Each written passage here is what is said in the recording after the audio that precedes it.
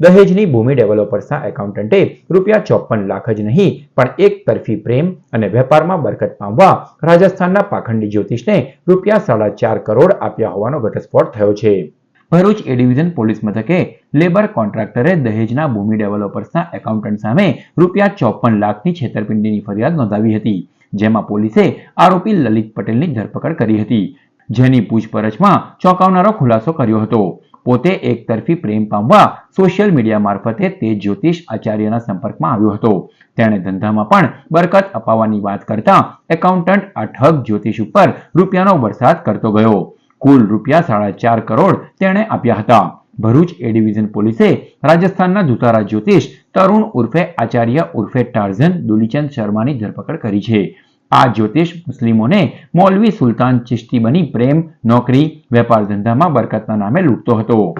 ભરૂચ ખાતે આવેલી ભૂમિ ડેવલપર્સ નામની કન્સ્ટ્રક્શન કંપનીના ઓથોરાઇઝ પર્સને ભરૂચ શહેર એ ડિવિઝન પોલીસ સ્ટેશનમાં ફરિયાદ આપેલી કે એની કંપનીમાં મેનેજર તરીકે અને નાણાકીય વ્યવહારો જેને સોંપવામાં આવેલા છે એવા એમના કર્મચારી લલિત પટેલે ₹54 લાખનું છેતરપિંડી કરેલી છે એવી ફરિયાદ એ ડિવિઝન પોલીસ સ્ટેશને મળતા એ સંબંધમાં ભરૂચ શહેર એ ડિવિઝન પોલીસ સ્ટેશને ગુનો દાખલ કરવામાં આવેલો। આ આરોપી વિરુદ્ધમાં પૂરતી તપાસ કરતાં પૂરતા પુરાવા મળતા આરોપી લલિત પટેલની ધરપકડ કરવામાં આવેલી।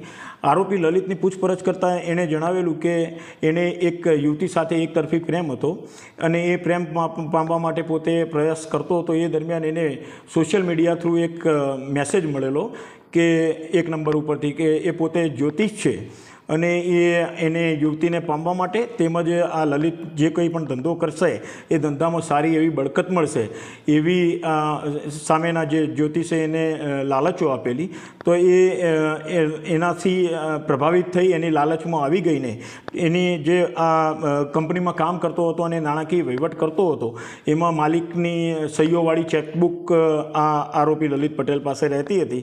તો એ કંપનીના ખાતામાંથી પૈસા ઉપાડીને જુદી જુદી આગળિયા પેઢીઓ મારફતે એણે આ ₹54 લાખ તો આપી જ દીધેલા, પરંતુ એ સિવાય પણ ટુકડે ટુકડે ફરિયાદીની જાણ બહાર જે કંપનીના બીજા જુદા જુદા એકાઉન્ટો હતા એ એકાઉન્ટોમાંથી કુલ્લે ₹4.5 કરોડ જેટલી માતબર રકમ આ જે એસ્ટ્રોલોજર એના સંપર્કમાં આવેલો હતો એણે આપી દીધેલા છે એવી હકીકત તપાસ દરમિયાન જણાઈ આવતા આ જે એસ્ટ્રોલોજર છે એ રાજસ્થાનના જયપુરમાં રહેતો હોવાનું અને એનું નામ તરુણ આચાર્ય ઉર્ફે ટાર્ઝન દુલીપચંદ શર્મા એનું નામ સરનામું મળી આવતા એ આરોપીની પણ શોધખોળ કરતા એ આરોપીને પણ ગઈકાલે ગુનાના કામમાં ધરપકડ કરવામાં આવેલી છે। આરોપીના પાસે મુદ્દામાલ રિકવરી માટે પૂછપરછ કરી એના રિમાન્ડ મેળવી આગળની તપાસ હાથ ધરવામાં આવેલી છે।